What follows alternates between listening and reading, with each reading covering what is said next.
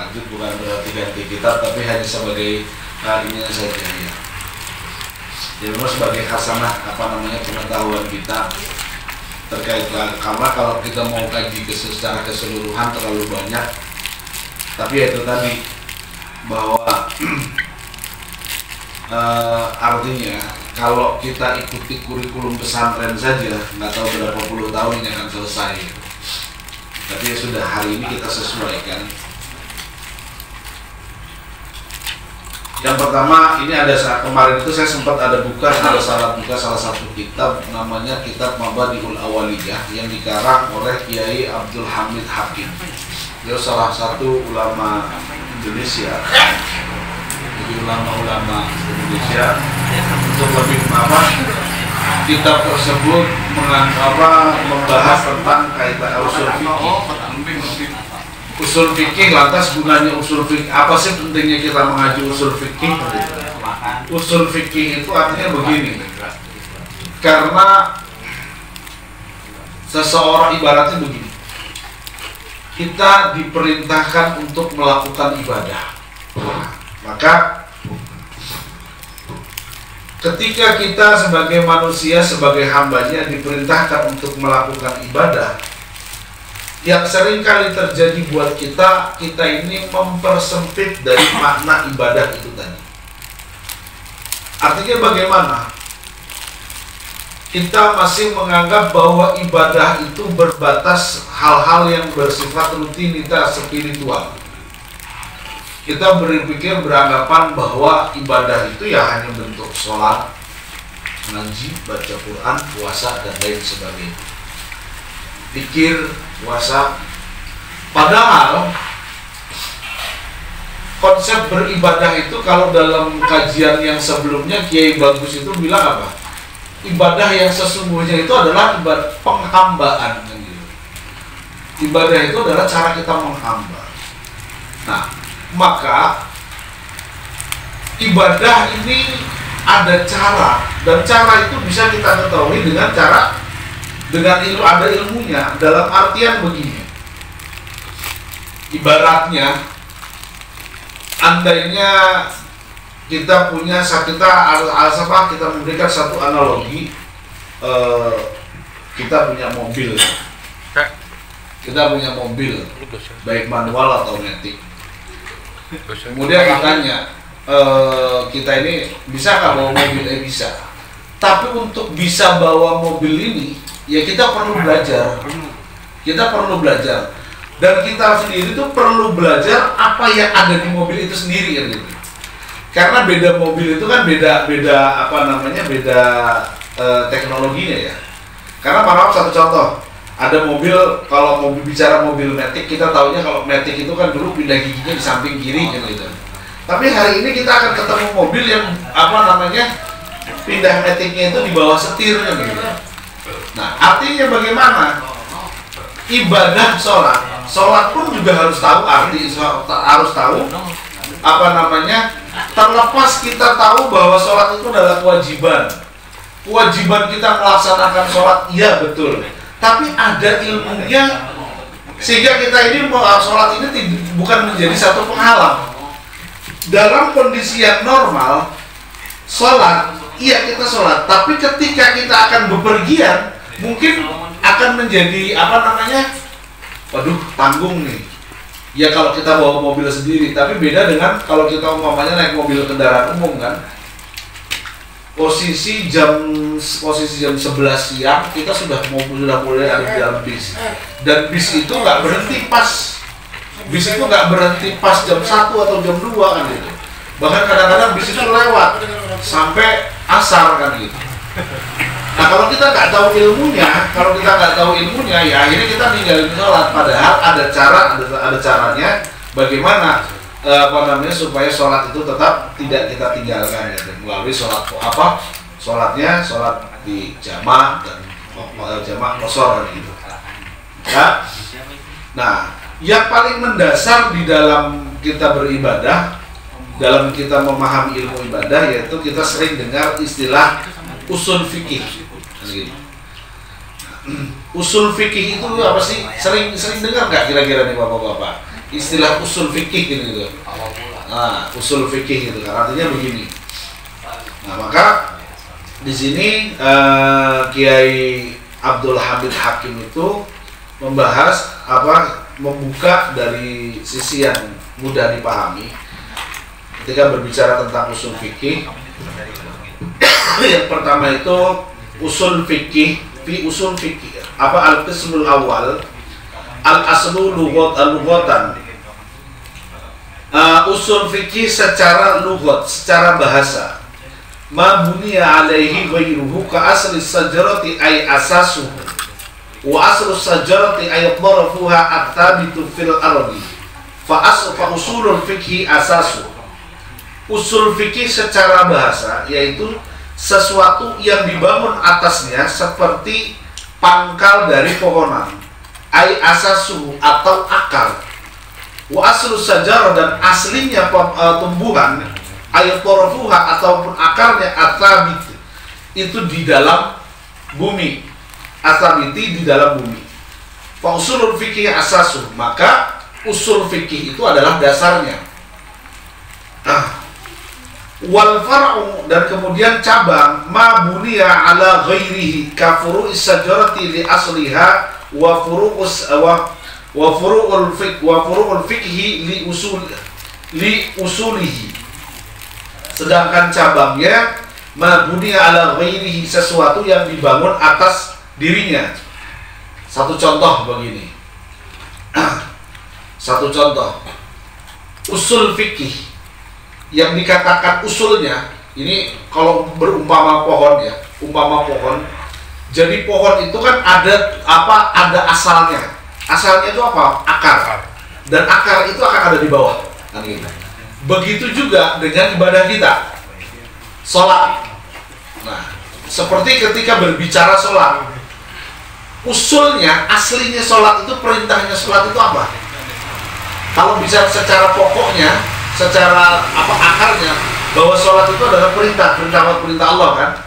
Nah, ini kok nanti terbagi, ada sholat yang wajib, ada sholat yang sunnah.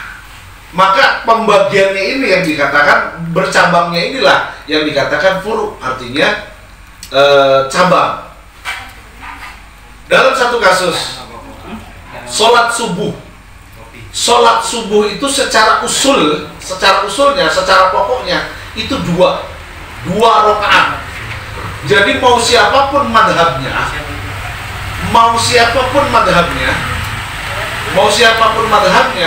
mau Syafi'i, Hambali, Maliki atau Hanafi, karena asalnya, karena pokoknya sholat subuh itu 2 rakaat, ya sholat itu 2 rakaat. Nah, maka terjadi perbedaan cabang. Yang bercabang itu apa? Ada yang pakai kunut, ada yang nggak pakai kunut. Tapi bicara usulnya itu sama. Sholat subuh 2 rakaat. Sholat subuh 2 rakaat. Nah, hari ini kan cuma lagi tren ini.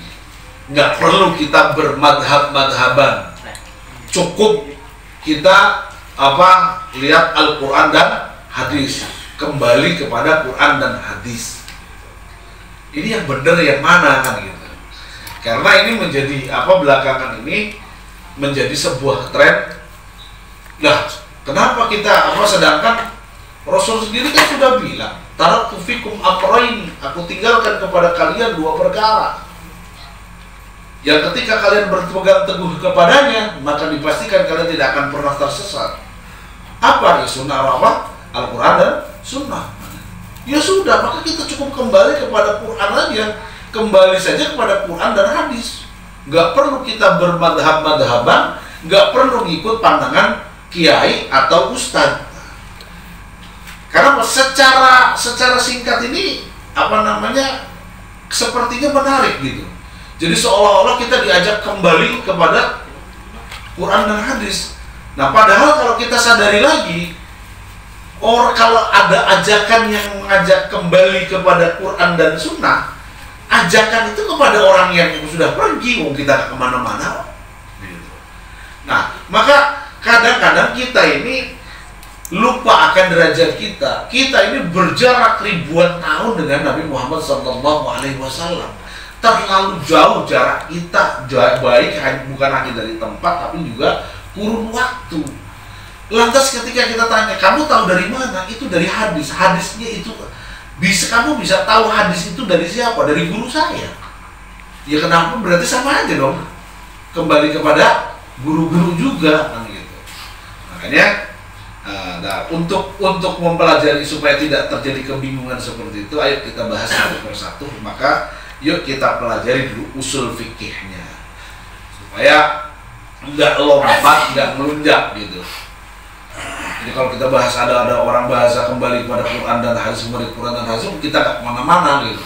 Jadi kalaupun kita hari ini menggali Quran dan hadis, ya melalui para ulama itu tadi yang turun temurun, sehingga makanya kita perlu ilmu yang bersanad. Jadi bukan maksudnya kembali kepada Quran dan Sunnah itu ya nggak seperti itu gitu. Artinya kita pahami dulu konteks daripada usul fikihnya itu tadi, sehingga ketika terjadi perbedaan, di mana letak perbedaan, karena apapun bentuknya di dalam ibadah keseharian kita akan selalu menemukan hal yang berbeda gitu. Tapi bukan berarti yang berbeda itu kemudian lantas kita yang merasa paling benar, bukan. Maka pelajarilah ilmunya sehingga kita tahu di mana perbedaan-perbedaan yang menjadi rahmatan lil alam, perbedaan yang membawa pada manfaat. Nah, kembali lagi al-usul fikih secara bahasa yaitu mabniya alaihi ghairuhu ka asli sajarah. Jadi secara bahasa. Wal aslu istilahan, dan yang dinamakan usul secara istilah yuqalu ala dalili wal qa'idati al kulliyati ka qaulihim usul wujubis sholati al kitabu ay ad-dalilu ala wujubiha. Secara istilah yang namanya usul itu apa? Yuqalu ala dalil, yang dikatakan ala dalili atas sesuatu yang menguatkan, wal qaidatu al kulliyati secara keseluruhan, ka qaulihim seperti yang dikatakan para ulama, usul wujubis sholat, asli wajibnya sholat, ay ad-dalilu ala wujubiha, atau dalil wajibnya sholat yaitu al-kitabu, Al-Quran. Qala Allah Ta'ala aqimus sholah, seperti contoh. Jadi secara istilah yang namanya usul itu adalah sesuatu yang menguatkan kaidah secara keseluruhan akan kewajiban sesuatu hal. Contoh, wajibnya sholat, dasarnya apa? Karena ada perintah daripada Al-Quran. Karena di Al-Quran ini Allah punya perintah gitu loh. Aqimus sholat, dirikanlah sholat. Nah, ini dasar yang menjadi menjadi pegangan ad-dalil yang menguatkan bahwa sholat itu adalah kewajiban. Wah, nanti ke depannya kita akan bahas lagi nih. Ternyata tidak semuanya sholat juga diwajibkan kan gitu. Makanya, tapi secara asal pokoknya, jadi ibarat pohon itu akarnya itu kalau sholat itu ya wajib gitu. Nah, ke atas itu nanti akan tumbuh cabang. Nah, makanya inilah pentingnya kita sedikit sama-sama belajar tentang usul fikih. Ini diam kenyang apa diem banget? Lagi fokus mendengarin. Serius ini Pak Ustadz. Serius ini. Tausiahnya serius nih. Pada ngoceh. Pada ngelamun. Ya terus jangan terlalu serius juga tentang aja. Tiap malam saya juga nongkrong juga kok, jadi nggak perlu, kalau mau nanya nggak perlu repot-repot nungguin kajian, udah nanya aja santai aja gitu. Santai aja gitu. Jadi kayaknya nggak jadi takutnya. Jadi saya ada pertanyaan ini jamaah ini diem karena paham, apa diem karena lapar, apa karena apa gitu. Ya takutnya jangan diemnya karena lapar kan berarti saya yang lorin. Orang makanan udah disediain nih Pak Rino ya. Ya mungkin ini sedikit mukaddimah kita dalam terkait masalah usul fikih. Nanti akan kita lanjutkan kajian kita pada pertemuan yang akan datang. Mengingat ini kebetulan tadi juga sama-sama kita dengarkan bahwa ada salah satu orang tua dari saudara kita, Bapak Selamat Rianto, ibundanya yang baru saja meninggal dunia. Mungkin setelah ini kita sama-sama takziah ke sana kali ya. Jadi mungkin untuk kajian kita di kesempatan malam hari ini saya cukupkan sekian dulu. Artinya nanti kita akan sambut kita lanjutkan dengan kajian-kajian yang selanjutnya. Untuk pertemuan kali ini saya cukupkan dulu. Wallahul muwaffiq ila aqwamit thoriq. Assalamualaikum warahmatullahi wabarakatuh. Waalaikumsalam warahmatullahi wabarakatuh.